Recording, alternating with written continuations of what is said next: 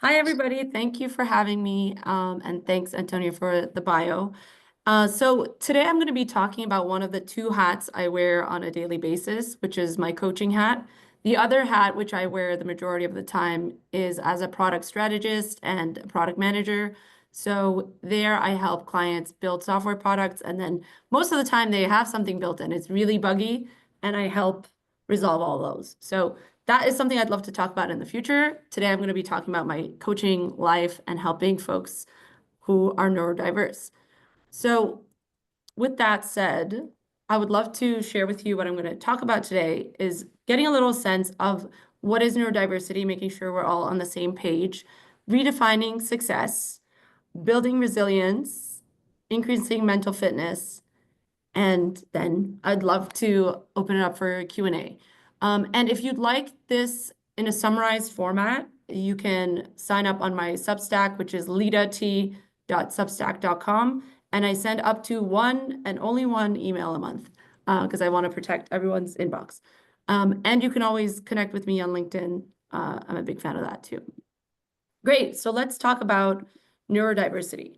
So believe it or not, with over 8 billion people on this planet, there are almost 80% of those humans with a cell phone, which is totally not the case if you even rewind 10 years ago, right? So the reason I bring that up is sometimes I hear, oh, well, we are all ADHD and no one can focus. And while those are all behavioral traits that might be true, and I would say this phone, while amazing, has a lot to do with the fact that people's attention spans have shrunk and shrunk. Neurodiversity literally means your brain is wired differently. So it could be that someone who is neurotypical, which means your brain is wired normally, has the same behavioral traits, which is, inability to focus or so on. But what being neurodiverse means is you have the inability to focus and you have a differently wired brain. So I start with that because otherwise I find that sometimes people are like, well, no one can focus these days, which is true. And it's all about the unique brain wiring for neurodiversity. So things that are considered, neurodiverse folks is ADHD. I got my diagnosis at 38. So it turns out I had a few decades extra of self-coping mechanisms that I didn't know were working, which is great. Being on the spectrum, also known as autism, there's ASD, which is a part of autism. There's dyslexia, there's OCD. So various conditions are considered as being neurodiverse. And folks like me who, are neurodiverse, so in my realm, I'm going to be focusing a lot on ADHD because that is my lived experience. But all neurodiverse individuals, I would say, have this incredible potential in ourselves that we can embrace. So we often have a lot of creativity, out of the box thinking, and problem solving skills. So it's not better or worse to be neurodiverse, but let's talk about what that looks like. So I polled my network and I got a couple of hundred responses as to, do you have ADHD? So as someone who was pre-med and read hundreds of studies, this is not scientific in any way, but for this talk, I wanted to give you a sense that it's funny because almost a third said yes, almost a third said no. With the no, I caveat with the fact that the no but is no but a family member or a loved one has ADHD, and almost a third said maybe. So why is that? A lot of the studies were done on very specific populations. Almost all of the studies for ADHD and neurodiversity were exclusively done on young boys. And then they extrapolated that data to men, girls, women. So also was not the most scientific thing. Now the studies have gotten better. But what I would say is for ADHD, I know for myself, I've been able to use it as intense concentration for productivity throughout my life. I've always been, lauded for my out-of-the-box thinking, which has worked really well because I work with startups a lot of the time. And I have a lot of energy for my passion projects. So I also co-own a coffee and cacao farm. And I can guarantee you that ADHD had a role to play in that because otherwise I wouldn't want to be wearing like 3 hats on a daily basis of work that I do. So what does refining success redefining success look like for you? So one thing that I wish I had learned the easier way rather than the harder way is to not be a comparison queen. So that's a self-titled thing. I definitely was, comparing myself to other people who were in pre-med and they had to study less and then they got the same grades. And throughout my life, I would just look at others who are peers and just see that, oh, it seems like they only need to do less work to get to the same outcome. And it turns out, obviously, success is a personal journey. And for everyone alike, especially for neurodiverse folks and clients that I coach, it's really great to have SMART goals, to leverage tools for success, including people and/or technology to manage your tasks.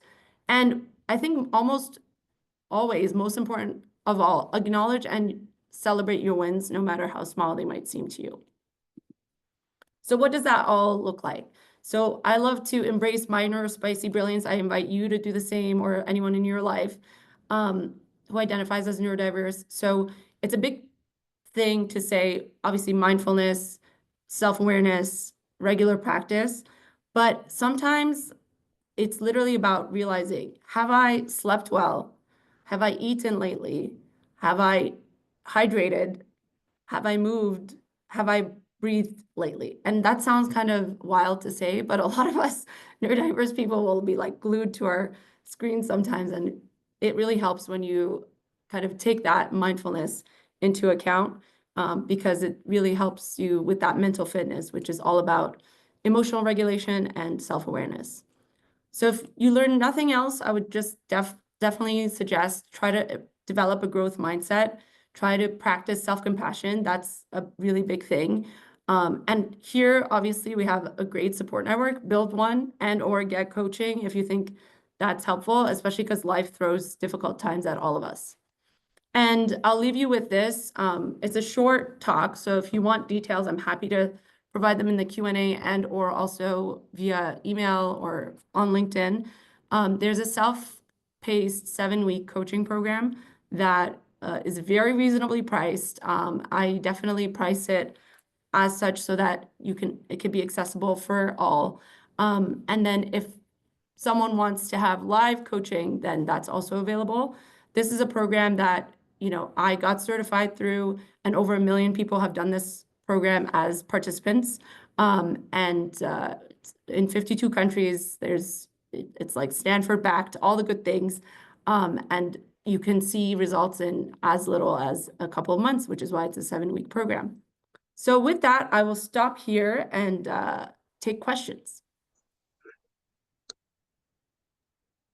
So, thank you. And a lot of questions come to mind, but let's start with Max. Max is already ready. Man, right out of the gate, I totally forgot my first 10 questions. There we go. ADHD. Let's start the training now. Health insurance. Is this strictly just B2B, or is health insurance involved in this? This is B2C, which is why the pricing is so low. Okay. So my B2B side is my product management. So yeah, insurance is not involved in this, but that's a great question. Okay. All right. I'll let the next person go. David. Oh, David. thank you. I wasn't sure if I was the next person. No Lida, worries. awesome presentation. I just got to tell you, like, whenever someone presents here and they make it kind of personal and are able to connect on a larger level, it's just like refreshing. And I really just enjoyed every minute of it. So thank you for that. Thank Question you. for you. Yes. So, I love the idea of self-awareness. Yeah. I think that most people have no idea what self-awareness really means and are not even close to being self-aware. Sure. How blunt do you take those conversations when you're like, you have no idea where you think you are and you're really not there, and this role that you're in and the stress that it's causing is just never going to work? Do you get perfectly blunt with your clients? That's a great question. So this is part of the reason I pair what I do one-on-one with the self-guided program. And I try to have everyone that thinks it's a fit do the self-guided program first, because that really helps them to build that. And there's, I accountability, there is all of that from my side. But to your point, if people are not self-aware, it would be a much longer road. So we shortcut by having them do that. Yeah. Cool. We're Yes. ahead to schedule, so let's take a couple more minutes Yeah. for Lyle. questions. Lyle.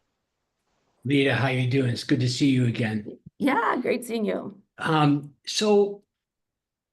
This is a tough question. I have somebody in my family who was diagnosed with ADHD Yes. in elementary school, or at the end of elementary school into middle school. And Mhm. we always questioned that diagnosis, but what ended up happening was, the kid sort of felt inferior and like he had a problem and it had being special needs, and it Mhm. definitely impacted self-confidence and a lot of issues, because they prescribed medication, which I also don't think was necessary, and all this kind of stuff. So I'm wondering if your course could help somebody like that, sort of understand themselves and be more aware and understand, do I have this? Don't I have this? How do I find the beauty in what I am, as opposed to, the problem about what I am? Because I really think the person got screwed up because of society in diagnosing this stuff. So, Mhm.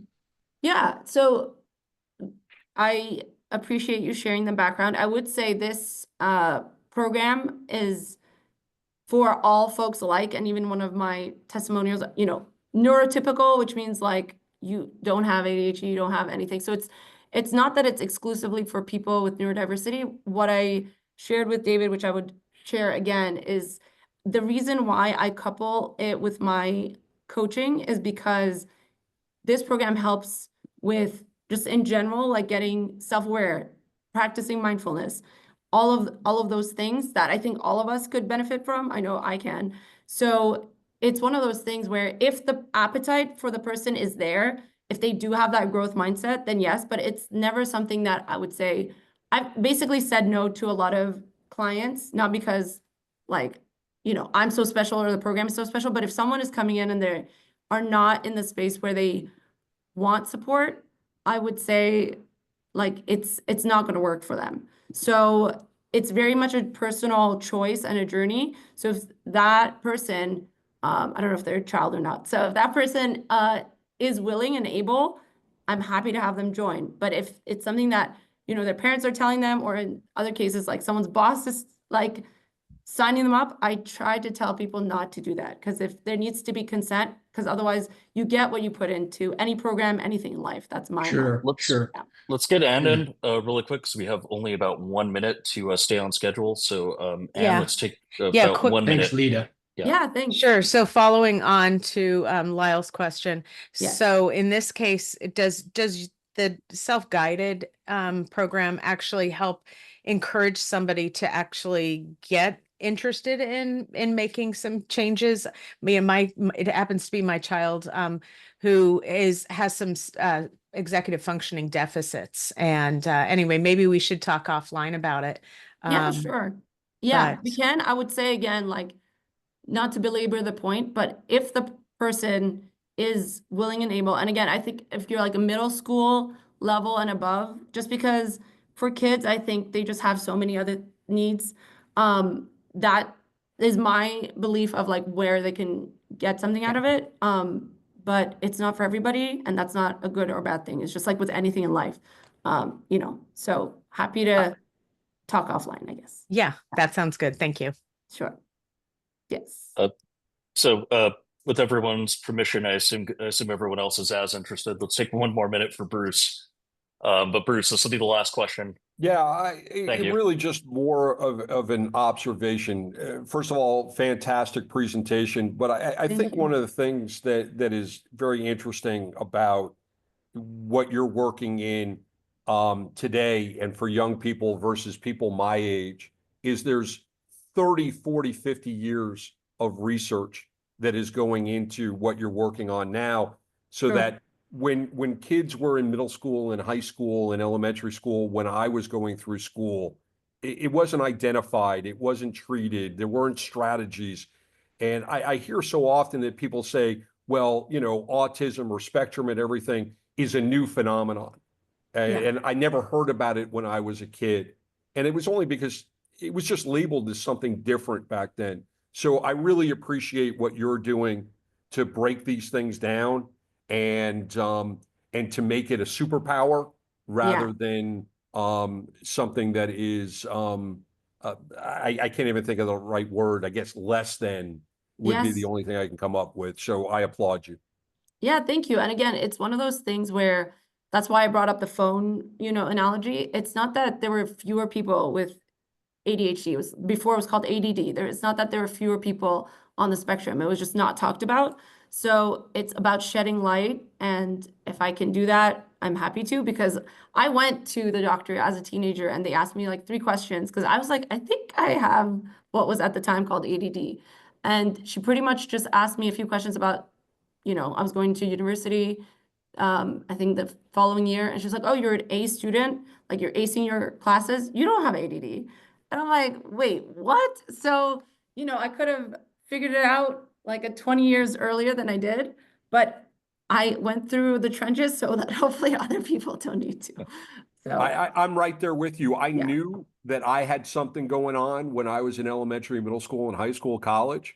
But like you, I got A's and B's.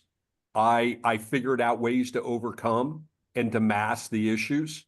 But I wish that there was something that really could have helped me, because it would have, not solved problems, but given me the skill sets that would make life a lot easier than it is. So I applaud you. Great job.